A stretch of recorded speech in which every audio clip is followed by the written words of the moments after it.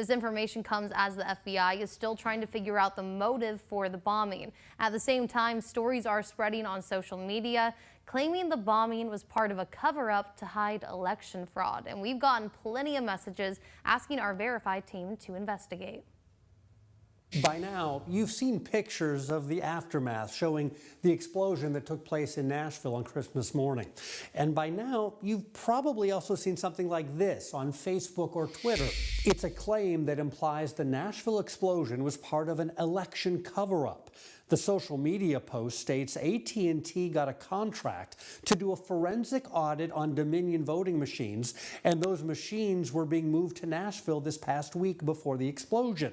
It implies the blast was an elaborate plot to destroy voting machines that might have shown evidence of fraud during the 2020 election. Since losing the election, the president and his lawyers have tried to claim Dominion voting machines robbed him of millions of votes, even though there's no proof and no evidence to suggest that's true. So, did AT&T have a contract to audit Dominion voting machines just before an explosion that took place in front of an AT&T building in Nashville? We took that question directly to AT&T, and the company sent a very short, direct statement saying that is not true.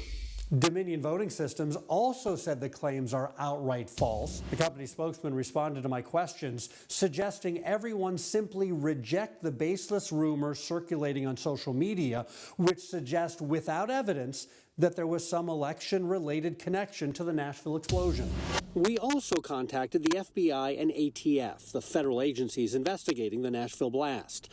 They have not yet responded, but they have given no indication so far that the explosion had anything to do with an election cover-up. The FBI has identified 63-year-old Anthony Quinn Warner of Tennessee as the lone suspect. Warner died in the blast, and the FBI says the motive for the incident is still unclear. It's important to point out the social media posts that are trying to link the explosion to some kind of election cover-up also contain other incorrect information. For example, they try to draw a link between Dominion Voting Systems and President-elect Joe Biden's brother-in-law, Stephen Owens. Just one problem. The president-elect's brother-in-law is named Jack Owens, not Stephen, and Jack has no connection with Dominion at all.